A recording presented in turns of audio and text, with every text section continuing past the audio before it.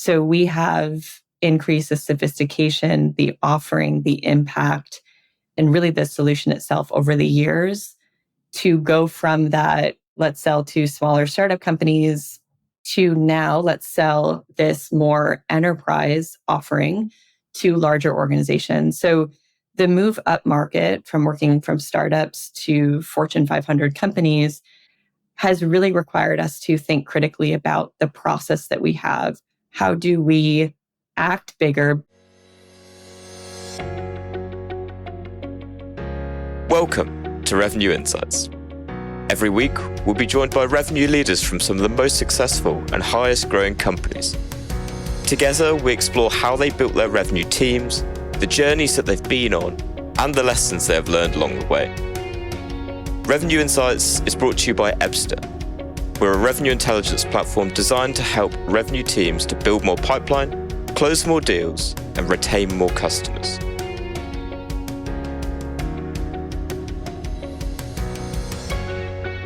Hello there.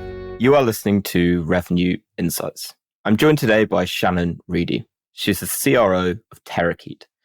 Shannon has been with them for over a decade and now oversees Terakeet's revenue-generating processes, working closely with the sales, marketing, and client success teams. Shannon, great to meet you. Great to meet you. Thanks for having me, Lee. No problem. I want to begin, folks at home, that perhaps this is the first time that they've heard from you or haven't seen you speak previously. Could you give them a bit of a background on what your story is and how you've got to where you are today? Yeah, I would love to. I think it's a bit of a unique story, but I started at Terakeet the Monday after I graduated college. I found Terakeet at a job fair my senior year. It was a unique local startup in Syracuse, New York. And when I joined, I believe we had probably 6 or 7 people as a part of the organization.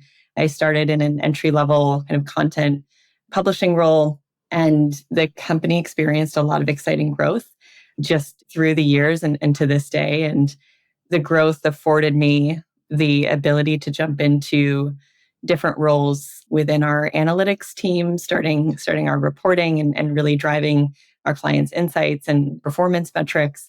And then it afforded me to start our account management function way back in 2014. And really through the years and through the growth of the company, I've taken on new roles, I think every few years. And most recently moving into the Chief Revenue Officer role about 2 years ago, actually. And I oversee our marketing team in terms of our go-to-market strategy, our sales team, our sales operations team, and our client success team, kind of working through the revenue chain, if you will. So all the ways in which prospective clients and even our recruiting brand experiences the brand of Terakeet, to when they're engaged in the sales process, all the way to when we're driving results and outcomes for our enterprise level clients.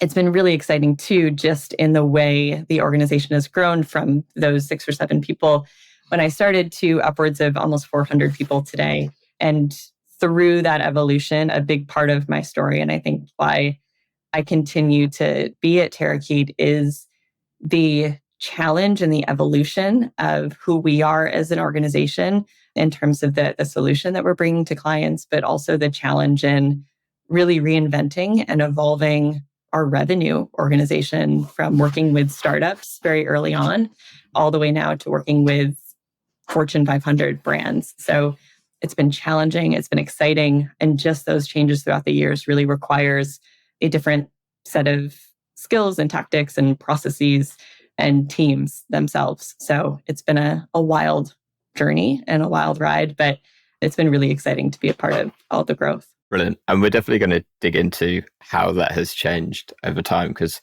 it's a really interesting journey and also fairly unique, considering you've gone from pretty much startup all the way up to where you are today, which was around 400 employees. And so could you, just for my context and for everyone listening, you mentioned kind of the different teams that you are responsible for. Could you give a bit more context on how those teams are made up? So specifically within marketing, within sales, and then within client success? Yes. And I think what also might be helpful is just additional context around Terakeet as a company. We are a connections company. We've built really exciting software that better connects brands to their customers. So we are really a technology-enabled service organization. We really try to understand who our clients want to get in front of and how to really present them at every stage in a consumer's journey. So that's kind of the background and what we offer. We are kind of a matrix organization. So in the delivery side of our organization, we have subject matter expertise as it pertains to content strategy and technical SEO strategy and brand strategy and reputation strategy, all of these SMEs that come together to drive results and impact for our clients. On the revenue side of the house, our marketing team is a bit bifurcated between the go-to-market strategy and how we're marketing to potential buyers and potential customers, and also what our employee brand experience is. So we have individuals on our marketing team that flex when it comes to how do we position Terakeet to recruit top talent, and then how do we position Terakeet to really land and resonate with the CMOs who are oftentimes the buyers, right, of our product or of our service. Within our sales team, we are split between a sales operations kind of function, sales analysts that are pulling the data and the materials to support those discussions. And then we also have a team of sales executives, which we call our enterprise partners. Those enterprise partners are gathering and hunting in terms of new client acquisition rather. And they're also enabling our client success team to engage in expansion and upsell opportunities for our existing clients as well. The sales organization specifically has gone through quite an evolution. The kind of early years of Terakeet and the selling to startup organizations, we were very much a founder-led sales organization. We didn't have any sales executives, and we really depended and leveraged the incredible network of our leadership to get into the right organizations and to interface with top executives. And then really as we look to scale our organization, scale our revenue, scale our performance as a company, we knew we needed to start to make that transition from a founder-led sales team to a sales-led sales team. So we are very intentional in how we still keep that executive sponsorship and presence within our sales process, but have a team of those enterprise partners that know a lot about the solution and the outcomes and the value and really understand the mechanics of the sales process to make sure that we are selling to the appropriate buyer's table, that we're laddering into the key people at the prospects organizations. So that has been full of change and evolution over the years as our target has really changed in terms of who we're selling to. And then lastly, on our client success side, of course, as Terakeet has grown significantly, that team too has experienced quite a bit of evolution and has looked and felt different over the years. Back in 2014, 2015, they were very much the team lead, and they were leading a team of SMEs to drive value and impact to our clients. As we progressed into the years and as we sold to bigger organizations with more kind of complex teams, it really required them to focus on the economics and the business impact and the client experience of the companies that we're working with. So they are very much heavy-handed when it comes to how do we ensure that our clients' dollars are being spent in the best way that's going to give them the highest rate of return. And also kind of vetting out where there's opportunities to apply Terakeet's offering to amplify new areas of their business and really how to stay extremely competitive, right? We're in the various industries and spaces that they compete in. So that's kind of the subset, right? The detail kind of within those teams. Just a quick reminder, and then we will be right back to the show. At Revenue Insights, our goal is to share how top-performing revenue leaders build predictable, efficient, go-to-market teams. Every week, we speak to the brightest minds, and every quarter, we release the latest findings from our analysis of billions of dollars in pipeline. If you don't want to miss out, sign up to our newsletter at ebster.com/newsletter-sign up. That's ebster.com/newsletter-sign up. The link to make that a little bit easier for you will be in the show notes of this episode, wherever you're listening. See you there. Firstly, thank you so much for the wider context. The bit that I picked out that I really want to dig a bit further into was along the lines of that journey from founder-led sales into being sales-led, what would you say was perhaps the most important part of the founder-led sales process that you to be able to successfully transition into being sales-led? Because it's a fairly big leap, right? And I'm really interested to know from the learnings that Terakeet has from going through that journey, what you consider to be the most important part of it. Yeah, I don't want to say the urgency, but what really pushed us to evolve and make that pivot, and this pivot is still underway and takes time, so it's not a quick move by any means, but really is in our move up market from a customer perspective. The offering that Terakeet sold very early on is what now is kind of commoditized.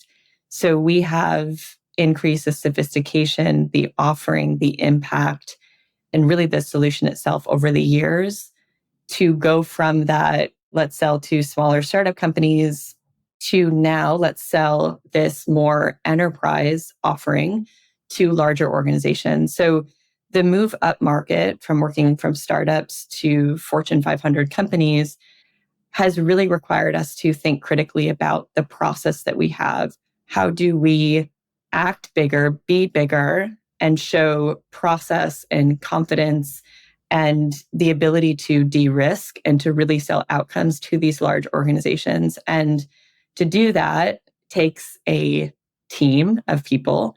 It takes an entire buyer's table, right, from who we're selling into. And it can't be done by one person, can't be done by just the founder. And the requirement to listen and to understand and to not make assumptions and not to show up to that first or second meeting with the proposal, which is what we did way, way back when, it is really challenging, right? But it's really important. What it allows us to do is to better align and to truly sell outcomes to our buyers and to allow our executives to ladder into the executive counterparts at these organizations in an effort to drive executive sponsorship. So a huge learning moving from a much smaller product to smaller startup companies through the transformation that we've taken has been the key role of that executive sponsor. If we're allowed to, or if we allow ourselves to really leverage our executive to ladder in to the CMO, the chief comms officer at these organizations to truly understand what they're trying to accomplish, the challenges that they have, we can then back into really deploying our sales insights team, our sales ops team, our enterprise partners to build a really bespoke approach to how to best solve their problem in a really meaningful way. And if we get that sponsorship and that buy-in at the very top, the rest of that sales process does become more about, in being sales-led, gaining champions on the buyer side, understanding who the eel in the deal is, right? Who we have to win over, and how to, again, really build in that economic impact and transparency around the value that we're driving. So when we get all the way to the end of that process and we bring back our executive in and we bring back our executive sponsor in, there's a clear understanding of this is the investment that we're making in Terakeet. This is the outcomes that we're driving. And we know it's going to be successful because we've had a really thorough process in understanding, right, how to be successful. So the simplicity of the sale very early on is no more. And it has evolved into a very intentional process that prioritizes the executive sponsorship and prioritizes really understanding the outcomes and the business impact that we're having, because you have to, right, when you work with these large organizations. Love everything you're saying about really building meaningful connections. And it's obviously extremely relevant, not even just selling into enterprise-sized companies, but just given the way that the buyer behavior has now changed, where the buyer is more about actually going out and doing their research beforehand and then finally raising a hand and going, yeah, I'm now interested in seeing it. So I'm really interested to know from your guys' perspective, you talked a lot about how you've built the processes around that. So I'm really intrigued to know what your process is to get buy-in from the senior decision makers to ultimately be able to multi-thread deals. And if you can, give us a bit of insight into kind of what your secret is to being able to really break into these big accounts. Yeah, it's a great question. I think what we've gotten really clear about in recent years is who we're selling to and what their motivators are, what their challenges are, and to really engage in early conversations that align best with those motivators, those fears and vulnerabilities, if you will. The solution that we have fits best on a chief marketing officer. And you have to do your homework to really understand the evolution of a chief marketing officer in today's world, right?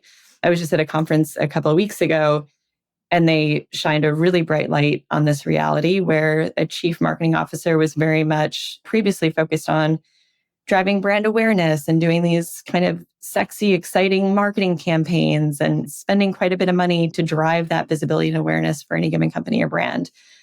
And given at a macro level, just the trends that we're seeing and how budgets have been really strained, right, in the macro environment that we're living in, the role of chief marketing officer is very much focused now on the dollar in, dollar out economics and return, right, on their investments.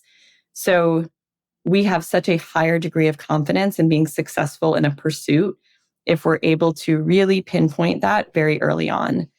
There's also quite a bit, as you can imagine, resources that we deploy when we're bringing a prospect through the sales process. There's a lot of subject matter expertise that we're introducing. Before we make the investment of our time and money, and we ask that of our prospect, we get very clear and very early conversations. What is the problem we're trying to solve? What is going to be the threshold of performance that's going to get them to care, right, about seeing if there's the ability for Terakeet to partner with them? A great way of doing that is understanding the economics of their business and how their current top marketing channels are performing. If we know that what's good to them is a 2.5 to 3x return, we know when we start to dig into the opportunities within their market that we have to get at least a 3.5x, if not 4x return, which we've been able to drive for a lot of our customers. So it's doing that kind of quick and dirty math, in a sense, and asking those really pointed questions as to not waste anyone's time, because the worst thing is to waste their time and bring them through this sometimes painful process if there's not a big enough opportunity at the front end. And we have turned prospects and opportunities away to say, you know what? It doesn't make sense. Your money is better spent elsewhere. But by doing that, engaging in that kind of small room discussion with the CMO, leveraging our founders and executives at Terakeet to vet that out and to say, we just need to know if there's gold in those hills, right? Like we just need to know if there's something that gets their attention. And then that often drives their sponsorship, their interest, and really allows them to prioritize our discussions with their team much easier. That's been the biggest learning, because without that, you're spending so much time and money and analysis throughout a process. If you don't have your buyer bought in and you don't have someone that can make that decision, then it's time wasted and your chances of winning are much lower than they are if you really secure that sponsorship strongly at the front end and understand the viable economics, right, of the deal very early on. I'm really interested to ask you then, in addition to that, because I love everything that you're saying, and I get that sense of it's really coming from, we're really very much to how you kind of position yourself as a business, which is putting your audience and your buyer really at the center of everything that you're doing. And so I'm quite interested to dig a little bit further into, as an organization that specializes in marketing and specializes in brand marketing in particular, how would you say that makes your sales process unique? Because you're looking at it not with necessarily a sales lens, even though, to your point, you are sales led, but you're looking at it with all this expertise in marketing and having success in that area. So how are you applying that into your sales process, and how does it influence what you're doing there? Yeah, it's interesting. And I don't know if you kind of speaking to it that way, there is a great parallel between the problems that we're often solving for our clients. Just as an example, we often see our clients investing so much into the moments just before a person's ready to purchase. So like the moments before they're ready to opt into a brand. And what they leave on the table is all of the opportunity up funnel, if you will, all of those moments through the discovery process, through the comparison, through it's just the earliest point of recognizing they have a problem that needs solving or they have a question, right, that needs an answer to. And then from a sales perspective, where we've come from is a seemingly simple offering of building link equity to sites through backlinking and through some kind of content strategy. I'm talking like 12, 14 years ago. And in those sales, it was we come to the table with a proposal baked with all these assumptions of what we think is going to work. And in many ways, it did work just with the simplicity, right, of what we were bringing to the table. But in the process now and who we're selling to, there is so much through that journey that we have to acknowledge and educate and really walk our prospect through all of those points and not just jump to what we think or what we assume would be best for them right before we expect them to opt in. So the kind of evolution of our process, it really does follow that buyer's journey from the product that we deliver and getting our brands in front of the audience, no matter what stage they are, and not discrediting those early, more discovery moments. That is often the most important part of what we do. It is the most important part of what we do is all that work at the very beginning to educate and to oftentimes make the prospect aware that there is a problem that they could solve, or there is potential and opportunity that they weren't aware of before.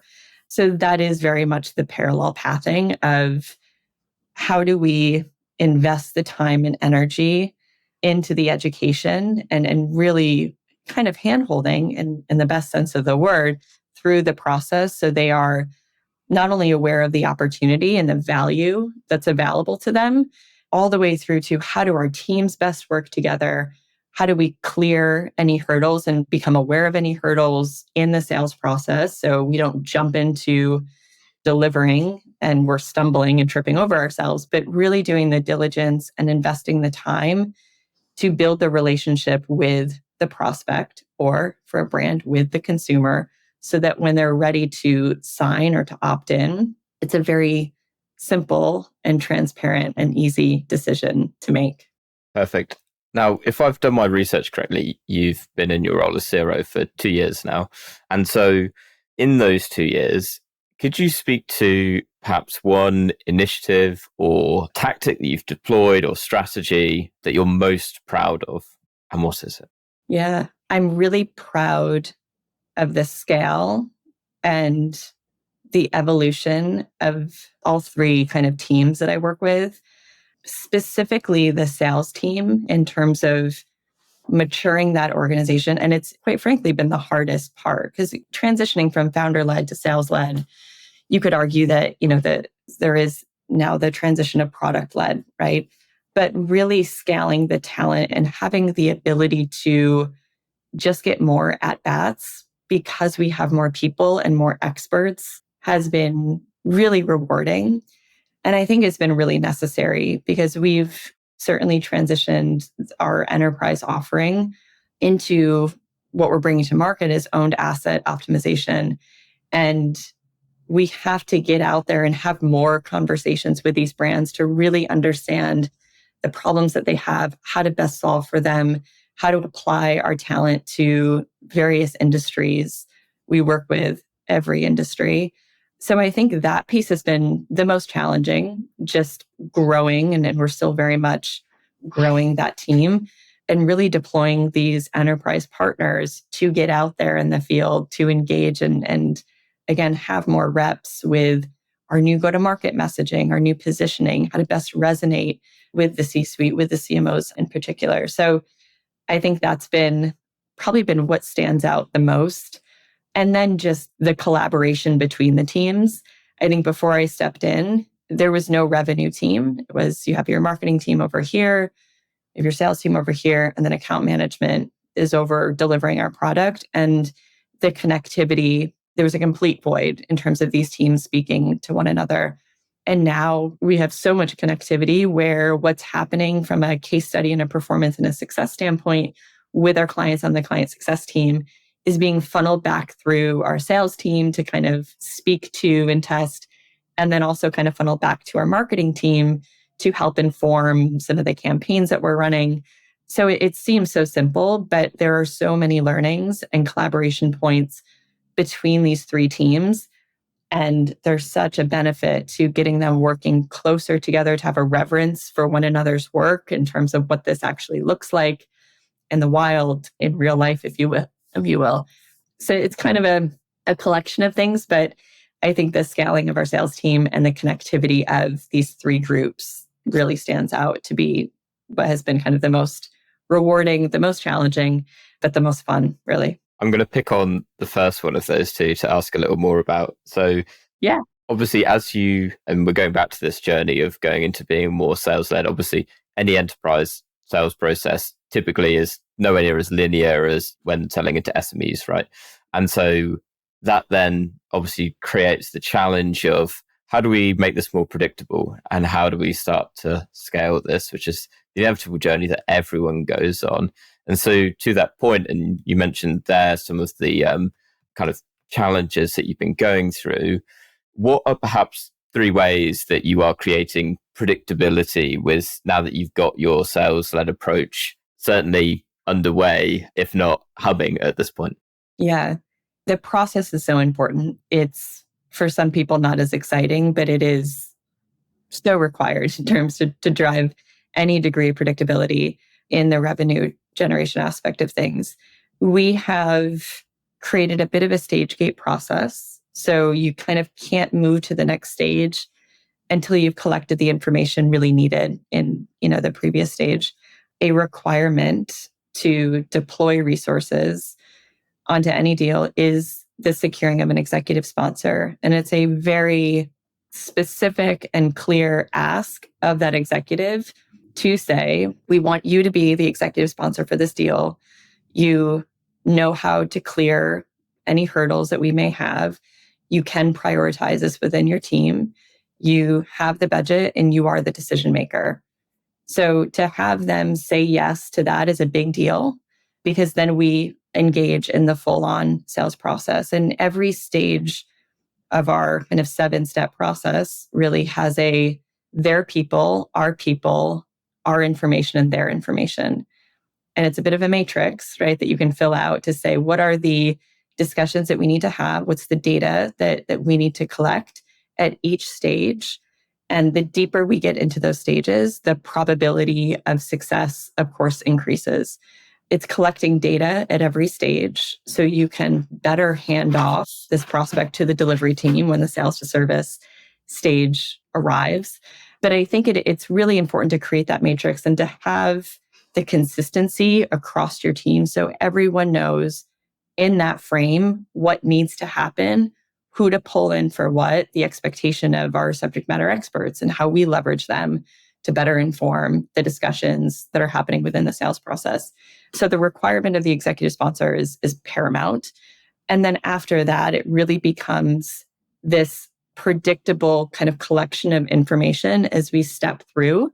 And that helps inform our forecasting, because we know for deals at certain stages, we'll have a higher predictability of closing than others. So we are able to collect a lot of data and make it a bit more kind of objective when we do the sales to service handoff, because we can hand over so much insight, so much data, so much modeling, and really expectations of what those sales discussions are. Because that's the hardest part, is conveying what happened in those discussions to the team that is now charged with driving the impact and success. So the frame of their people, our people, their data, your data that you're sharing at every stage is really intentional for smoothing that out and for creating that predictability. Just a quick reminder, and then we will be right back to the show. At Revenue Insights, our goal is to share how top-performing revenue leaders build predictable, efficient, go-to-market teams.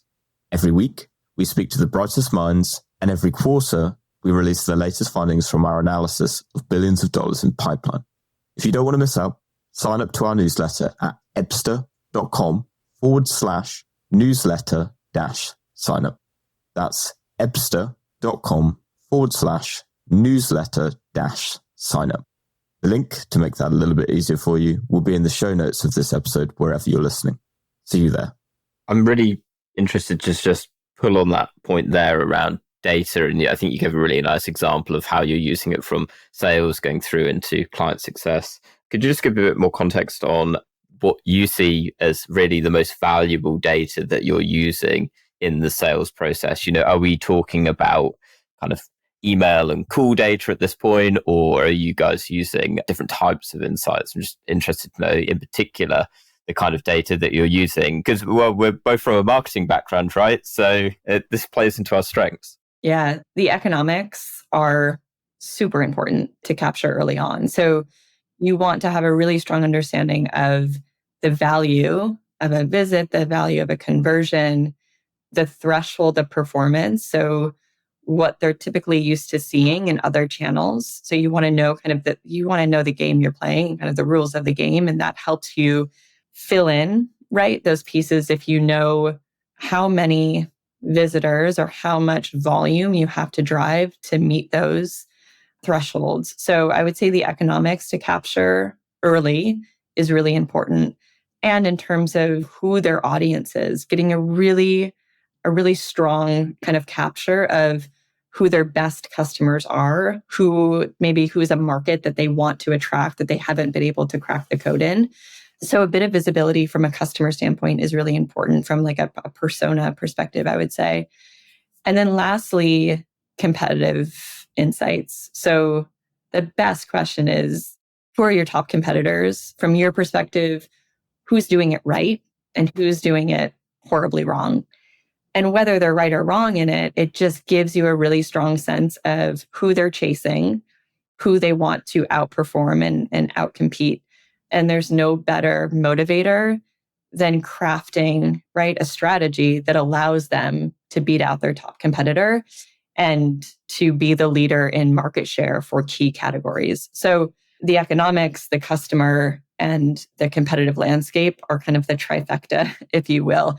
And it just gives you so much rich insights to their motivators, kind of a day in the life of what they're continuously trying to solve for and challenged by. Yeah, that gives you a really good picture. And the earlier you can capture that, it just so much aligns everything that you present back to them in the rest of the process, because you're pulling at and you're aligning to what they care most about. And you just become so much more relevant and impactful throughout the process. Yeah, I really, really like that. Shannon, we are coming up to about time now. So I want to ask you one final question. What is one book that you'd recommend to other revenue leaders? I would actually, it's here, Rework. This was sent to me by our president, Mark Kennedy. And I call it, I've heard the term tarmac book, because it's one of those books where you can start it right before, if you're traveling and the plane takes off, you can finish it in flight and you're done with it by the time the plane hits the tarmac. But when I picked it up, I couldn't put it down. I read it in one sitting. And as you can see, the pages are like dog-eared like crazy. But it's really good. It gives you perspective. It gives you tools. It hit for me. How many, you held it up for me there, and obviously for everyone listening, Shannon held up the book. How many pages is that? It is. Yeah, they're all dog-eared, so I can't. It's 258 pages, but there's like illustrations, bigger font. So don't give me too much credit, but it's pretty easy to rip through, but it's one where you'll read and reread and just kind of come back to. So it's a good book to keep on your desk. Yeah, Rework. It's a great one. I'll make sure we put a link to that down into the show notes. Shannon, it's been an absolute pleasure to have you on and pick your brain today. For everyone listening that maybe has some questions or intrigued to learn a little more about what you're doing over at Terakeet, where can they find you? LinkedIn. That's probably the best place. I would love to hear from your listeners. But yeah, that's probably the easiest place to connect. Perfect. We'll put a link down to that in the show notes as well. Great. As I say, Shannon, thank you so much again for your time. Really, really appreciate it. And to everyone that's listened this week, thanks so much. We'll catch you next week. Great. Thank you so much. This has been great. Thanks for listening to Revenue Insights. If you want to learn more, subscribe to our newsletter and we'll deliver every episode straight to your inbox. If you have any questions, feel free to connect with us on LinkedIn. Our links will be in the episode notes. See you next week.